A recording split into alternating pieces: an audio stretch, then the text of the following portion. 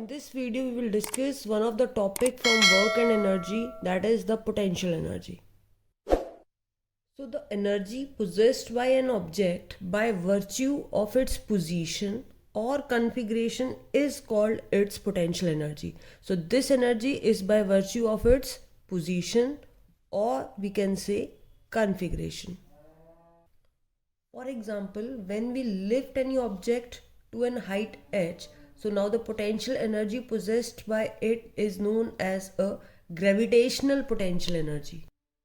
Now in few toy cars, we just rotate the key so that there is a, we can say, a coiled spring which is coiling out the moment we are just rotating that key. So greater the number of coil, then it possesses the greater amount of potential energy. Now this kind of potential energy is known as elastic potential energy. So if there are charged particles and they are separated by some distance, so now the energy between them is known as a electrostatic potential energy. So all these three are the different types of examples of potential energy, and in each case the energy possessed by an object by virtue of its position, or we can say configuration. Similarly, when we stretch a band, for example, we have a rubber band and if we are stretching it to a distance, so now the energy possessed by that change in configuration is known as a potential energy. So similarly, in the coiled spring, similarly by virtue of its position, again this will be the electrostatic potential energy. So all these are examples of the object which possess potential energy. So next topic is potential energy of an object at a height. Now initially at object is at ground. For example, this is the position A which is of ground. So object is placed at the earth surface, and we know that every object on the earth surface is attracted by the earth. So when we lift this object to height h here, now just for example, if this is the height h and we are lifting this object A towards this height, this is the position B here. Now as we know, the mass of object here is m, and when we lift the object to this height, it will experience an acceleration due to gravity because earth is attracting. So the gravitational force or acceleration due to gravity is acting in the downward direction, which is equal to force, as we know, is equal to mass into acceleration, and here is acceleration due to gravity. So this force is acting over this object. Now the amount of work done in moving an object from this position to this, so what is the distance covered here? H. So we know that work is equal to force into distance. Now here, what is the force here? M into G. And what is the distance covered here? H. And this energy is because of its position, by virtue of its position. So this is known as an potential energy, that is the gravitational potential energy, which is equal to mgh.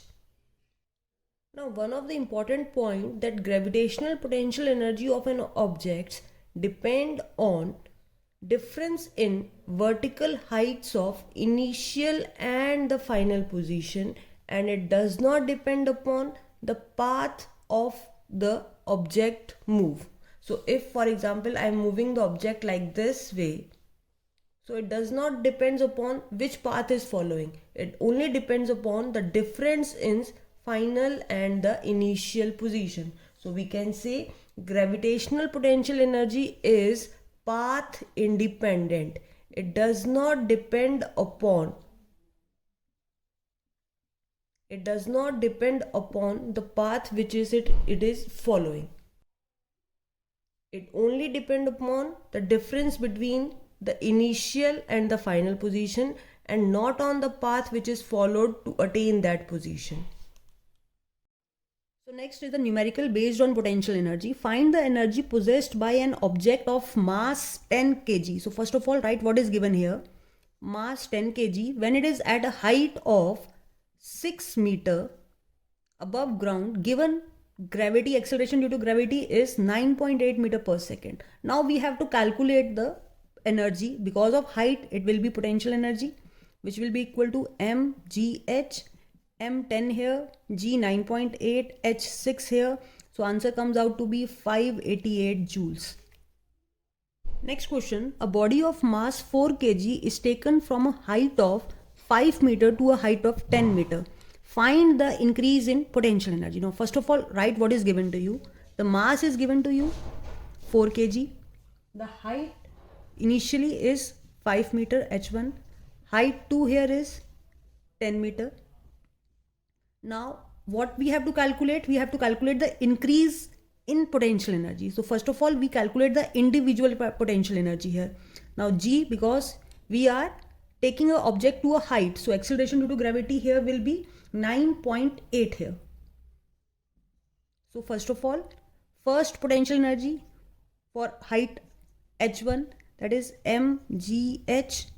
M is 4, 9.8, h is 5 here.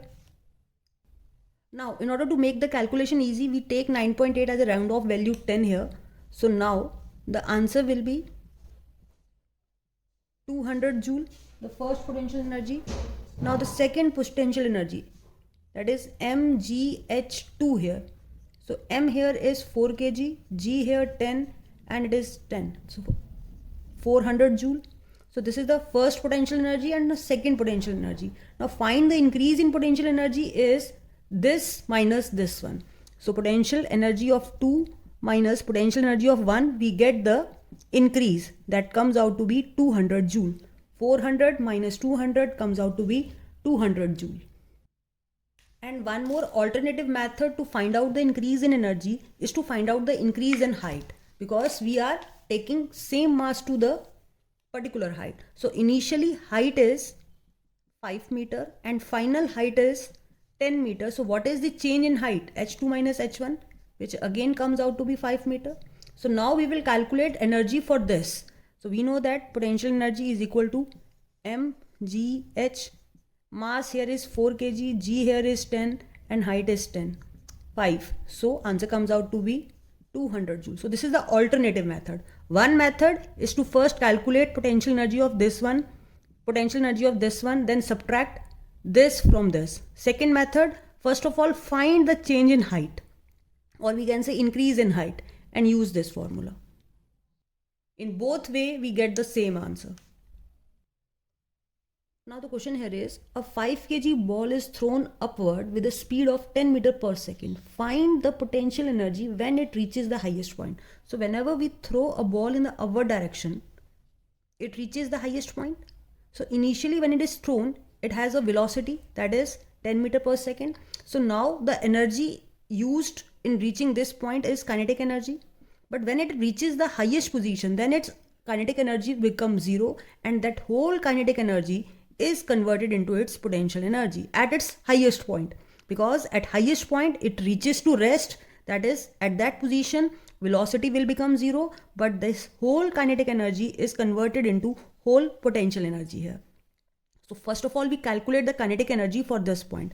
So we know that kinetic energy is equal to half mv square. What is given? Mass given 5 kg, velocity here 10 ka square. So half into 5, 10 into 10. So again 25 into 10, 250 joule is the kinetic energy, which is, we can say, totally converted into its potential energy when it is reaches at highest point. Now why it is converted into potential energy? Because when it reaches the highest point, the velocity here will become zero. Now the second point, calculate the maximum height attained by it. We have to calculate the h here.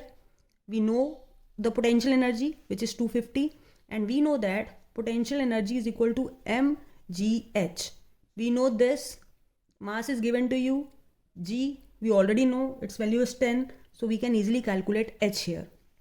So the amount will be 250, which is equal to mass, that is 5, g, that is 10, h we have to calculate. So 0 to 0 cancel, 5 into 5, so h comes out to be 5 meter. So what is the important point here? The important point, whenever we throw a ball to reach its highest position. At highest position, kinetic energy will become 0 and it is converted completely into potential energy. Next question is, a 5 kg ball is dropped from height of 10 meter. So what is given to you? Mass of the ball is 5 kg and it is dropped from a height of 10 meter. Now what we have to calculate? We have to calculate the initial potential energy. Now potential energy for the first part, as we know, is equal to mgh. Acceleration due to gravity is already 10 here. So mass is 5, g here is 10, h here is 10. So answer comes out to be 500 joule. That is the initial potential energy. Now the second point, find the kinetic energy just before it reaches the ground. Now when we dropping a ball from a height and it just reaches the ground, so all its potential energy is converted into kinetic energy, which means at this point, before just it touching the ground, the kinetic energy is equal to its initial potential energy, which is 500 joule. So again I am repeating, at the height it possesses the maximum potential energy, but when it reaches the ground or it just touches the ground, at that point all the potential energy is converted into kinetic energy. So potential energy will become 0 and that all the initial potential energy is converted into its kinetic energy here. So the next point here, calculate the velocity before it reaches the ground. Now we know that when it reaches the ground, its kinetic energy is 500 joule, and we know the formula. This is half mv square. M is given to you, that is 5, and you have to calculate the v here. So it is 500 into 2 divided by 5, and under root of all this is given as the v here. So 5 into divided by this, we get the 100 into 2, 200, and under root 200 is the 14.14. So if we take the under root of 200, it comes out to be 14.14 meter per second. So what is the question here? 5 kg ball is dropped from a height. So if dropped from a height, the initial potential energy is simple mgh.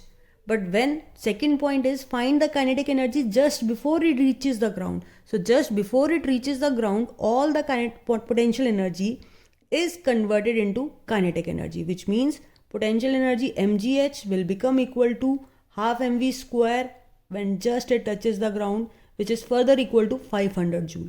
Now from this value we can easily calculate the v here by just cross multiplying and divided by this, and we get v comes out to be 14.14 meter per second.